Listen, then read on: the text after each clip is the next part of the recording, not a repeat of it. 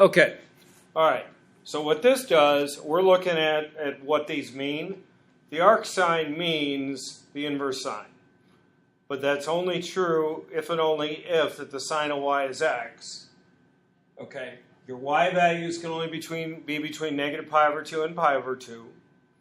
And your x values that you get out of that are between negative 1 and 1. I want to remember, arc sine is only defined for this half moon of the unit circle, is what I always say. Okay? So the left half moon. Our cosine is only defined for the top half moon. That's why it's from 0 to pi. And our tangent is only defined for the right half moon, which is from negative pi over 2 to pi over 2. Okay? All right. Now, the second part of this is, by the way, since these are inverses of each other, the sine of the arc sine is equal to x, but only provided that the x values are between negative 1 and 1. It is not valid if the values are outside of it. It's not defined. Okay? All right. One thing we need to understand is, what does this mean? So we're going to draw a picture of this. So given that the y is equal to the arc sine, find the cosine of y and the tangent of y. And whenever you're given one involves an arc sine and one of these, draw the picture. And what this means is the angle y is equal to the ratio of x over 1, where this is the opposite side and this is the hypotenuse. Okay? If you do Pythagorean theorem on this, we need to find this third side. So that third side works out to be, if you do the box squared plus x squared is 1, the box squared is equal to 1 minus x squared, or the box is just equal to the square root of 1 minus x squared. Okay? Since we're only on this one, we don't have to do the plus or minus here. Okay? Since we're only on this region here. So now, I know that this side is equal to the square root of 1 minus x squared. So, that's what this means. Now we're just going to go find the cosine of that. Well, that's pretty simple. The cosine of y from my picture is now equal to the adjacent over the hypotenuse, which is just root 1 minus x squared. Okay? The tangent of that picture, of which is y, is just equal to the opposite side over the adjacent, which is x over the square root of 1 minus x squared. Again, this is only defined for certain values. By the way, in fact, this is only defined as long as x is less than or equal to 1. This is only defined when x is less than 1. Why? If it's bigger than 1, or if it can't be, but this has to be less than 1, because always we get a imaginary number.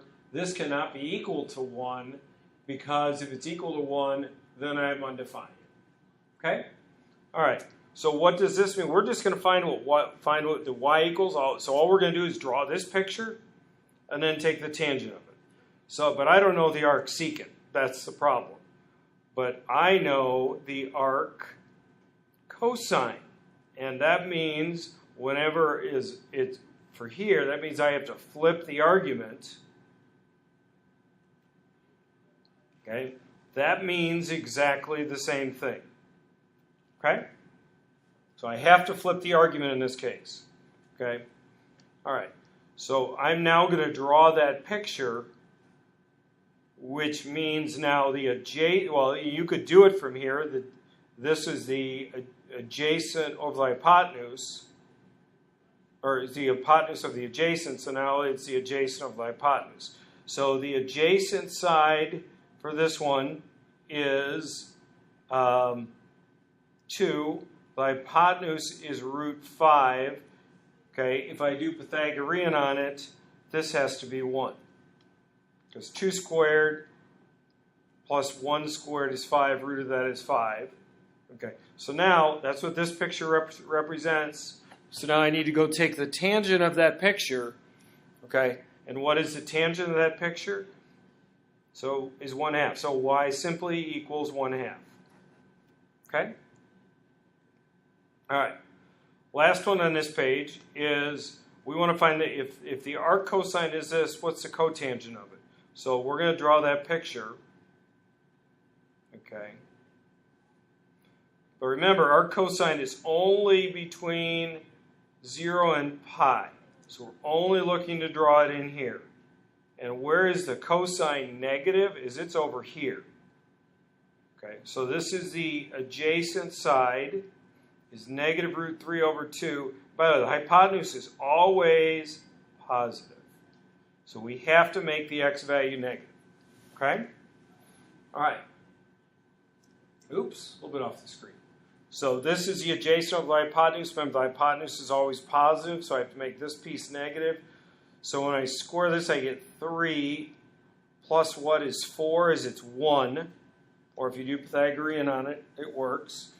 Okay, so what is the cotangent? Well, I don't know the cotangent, but I know the tangent of that angle is 1 over negative root 3. So the cotangent is going to be negative root 3 over 1. Because it's rise over run, so the cotangent is going to be run over rise. Okay? All right, just a little review about what this means. Okay, so that's all we did. Eventually we'll do some differentiation on this stuff, but you don't want to do it on this, you want to change it to that one. Okay, so we're going to look at the derivatives of the inverse trig functions. You got to make sure you know these. And there is a pattern left and right.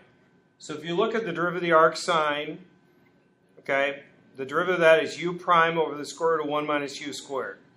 Okay, we're just basically giving you these. I will do one derivation later. I'll do this one in class next time.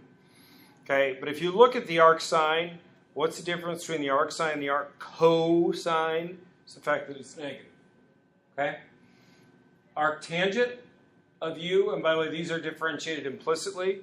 This is u prime over 1 plus u squared. Okay? Arc cotangent's the same, but it's negative.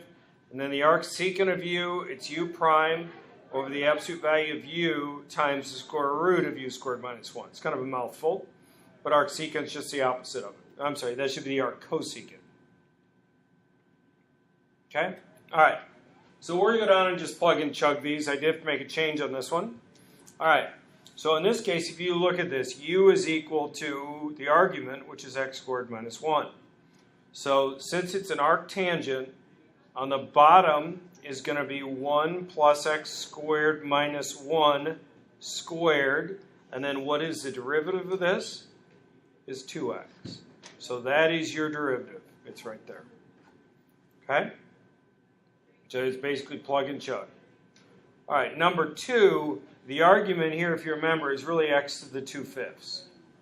Okay? So that's what u is. So the arc sine is u prime is on the top. I always like to do the bottom first. So it's the square root of 1 minus, and when I square this, I get x to the 4/5. Okay? And then when I differentiate this up top, I get 2/5 x to the negative 3/5. So if I simplify this, I'm going to have 2 up top. I'll have a 5 on the bottom. I move this to the bottom. Times the square root of 1 minus x to the 4/5. Now that was kind of ugly. I mean, that's not a common one you're going to see, but I at least wanted to show you the mechanics of it. Is it really just using the formula 1 minus u squared on the bottom, square root of that, and then it's u prime on top. Okay, so if you look at this one, u is equal to 3x squared, and we're going to do the arc secant, which is here. Okay, so this is equal to, on the bottom, I get the absolute value of 3x squared, which really, in this case, you don't need the absolute value because that's always what? Positive. Bottom, I get the square root of 9x to the 4th minus 1. And then up top, what's the derivative of that? Is just 6x. Okay? All right. I'm not going to simplify because we got a little bit with absolute value there, so you got to be careful. All right. So here is f of x is equal to this function. So now I'm going to go take its derivative. Well, u is equal to 2x squared minus 1. So f prime, since it's arc sine, is the square root of 1 minus u squared on the bottom. It's u prime up top. I guess I could have plugged that in. So it's the square root of 1 minus 2x squared minus 1 squared, and then what's on the top is 4x. You know, you could simplify this. There are some things that cancel, but it certainly is not very nice to simplify it. So that's really all these are. If you figure out what it is, and you apply what the derivative is. Okay? All right. Have a nice day. This is the third one. Thank you. Bye.